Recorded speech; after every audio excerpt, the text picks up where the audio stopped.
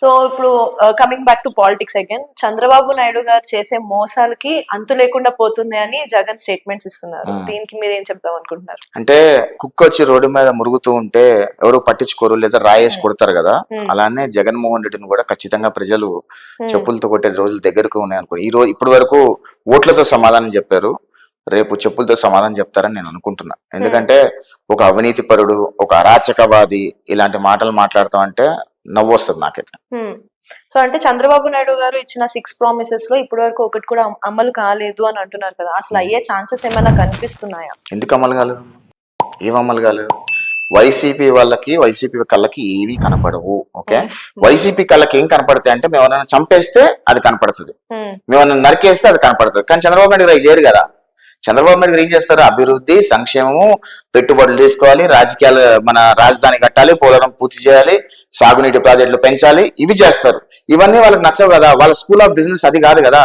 Jaganmohan Reddy school of business ఏంటి? తల్లిని చంపాలా, తండ్రిని చంపాలా, బాబాయిని చంపాలా, ప్రజల్లో శిరుమండనాలు చేయాలా, రేపులు చేయాలి, మడ్డలు చేయాలి, మానభంగాలు చేయాలి, డ్రగ్స్ అలవాటు చేయాలి ప్రజల్ని. ఇలా ఇది ఆయన స్కూల్ ఆఫ్ బిజినెస్. సో ఇవన్నీ ఏంటంటే చంద్రబాబు నాయుడు గారు చేయరు కదా. చంద్రబాబు నాయుడు గారికి చేస్తేనే ఆయన కాంతాయి. ఓకే, నా దారిలోనే ఉన్నాడు అనుకుంటే.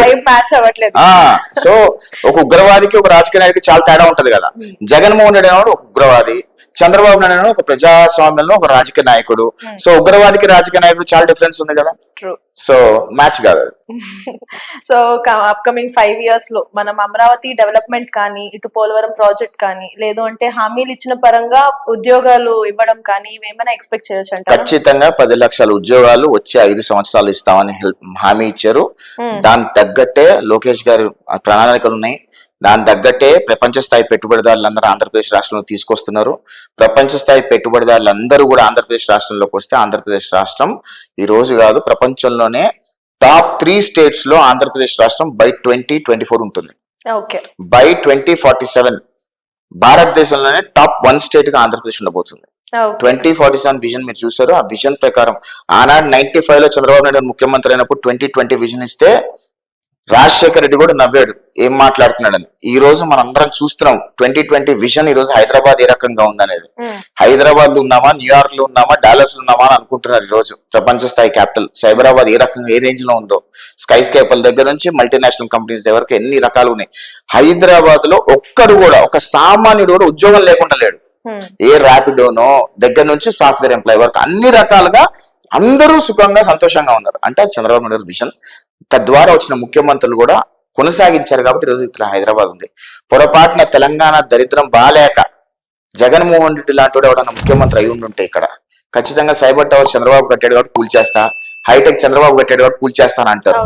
సో తెలంగాణ ప్రజల అదృష్టం ఏంటంటే జగన్మోహన్ రెడ్డి ఇక్కడ ముఖ్యమంత్రి కాలేదు అని తెలంగాణ ప్రజల అదృష్టం అది. Okay, so being a TDP activist, so మీ యొక్క ఫర్దర్ ప్లాన్స్ ఏంటి? అంటే లైక్ ఇంకా కంప్లీట్ గా రాజకీయాల్లోకి వచ్చేసారా? వస్తే మీ నుంచి మేము ఫర్దర్ గా ఏం ఎక్స్పెక్ట్ చేయొచ్చు? చంద్రబాబు నాయుడు గారు పూర్తిగా రాజకీయాల్లోకి రమ్మంటే వచ్చి ఇక్కడ పనిచేయడానికి సిద్ధంగా ఉన్నాము. ఖచ్చితంగా ఆంధ్రప్రదేశ్ రాష్ట్రాన్ని బాగు చేసుకోవడం కోసం, లోకేష్ గారి నాయకత్వం బలపరచడానికి కోసం ఖచ్చితంగా మేము లోకేష్ గారి వెనక నడుస్తాము. ఎందుకంటే లోకేష్ గారు మా నాయకుడు, లోకేష్ గారు యువ నాయకుడు కాబట్టి we will definitely follow him and for his need, ఆయనకి ఏది కావాలన్నా సరే మేము ఎప్పుడు కూడా అనుకుని చేయడానికి సిద్ధంగా ఉన్నాం. అంటే ఫర్దర్ గా మీరు నుంచి మేము ఎమ్మెల్యే అవుతారు అని ఏమైనా ఎక్స్పెక్ట్ చేయొచ్చు అంటారా? చంద్రబాబు నాయుడు గారు టికెట్ ఇస్తే పోటీ చేస్తానమ్మా, లోకేష్ గారు టికెట్ ఇస్తే పోటీ చేస్తా. లోకేష్ గారు ఇక్కడ నుంచి పోటీ చేయాలి అంటే అక్కడ నుంచి పోటీ చేస్తా. లేదు యశ్ నువ్వు పోటీ చేయమాట ప్యాకెట్ లో పని చేయాలి అని మీకేమైనా అనిపిస్తుందా? అంటే నాకు అనిపించిందా అంటే కూడా నాయకుడు అవకాశం ఇవ్వడం అనేది మోర్ ఇంపార్టెంట్. నాయకుడు అవకాశం ఇస్తే పోటీ చేయడానికి సిద్ధంగా ఉన్నాను ఖచ్చితంగా.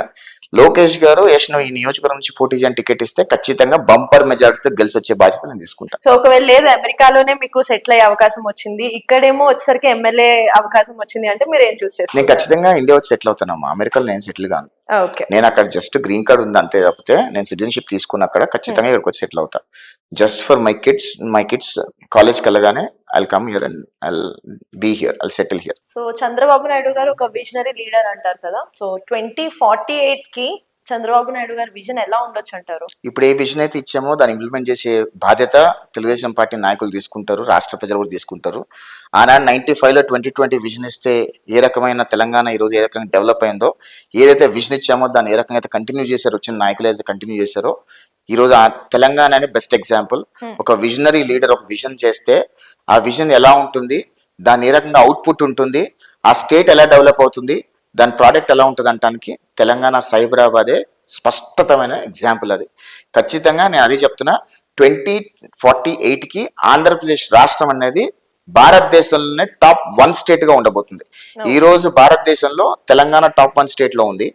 ఖచ్చితంగా తెలంగాణని ఆంధ్రప్రదేశ్ రాష్ట్రం బై 2047 బీట్ చేస్తుంది. ట్రస్ట్ మీ, ప్రపంచ స్థాయి పెట్టుబడిదారుల దగ్గర నుంచి, లివింగ్ స్టాండర్డ్స్ దగ్గర నుంచి, పీస్ ఆఫ్ లివింగ్ వరకు, హార్మోనీ, స్టేట్ ఆఫ్ హార్మోనీ వరకు అన్ని రకాలుగా ఆంధ్రప్రదేశ్ రాష్ట్రం సూటబుల్ అని చెప్పి ప్రతి ఒక్క భారతీయుడు గర్వపడేలాగా ఖచ్చితంగా చంద్రబాబు నాయుడు గారి విజన్ ఉండబోతుంది. ఆ విజన్ ని కంటిన్యూ చేసి, ఈ రోజు చంద్రబాబు నాయుడు గారు విజన్ ఇచ్చారు, ఆ విజన్ ని లోకేష్ గారు కంటిన్యూ చేస్తారు, దాని తర్వాత వచ్చిన నాయకులు కూడా కంటిన్యూ చేస్తారు అని నేను నమ్ముతున్నాను. Okay sir, thank you so thank much. You.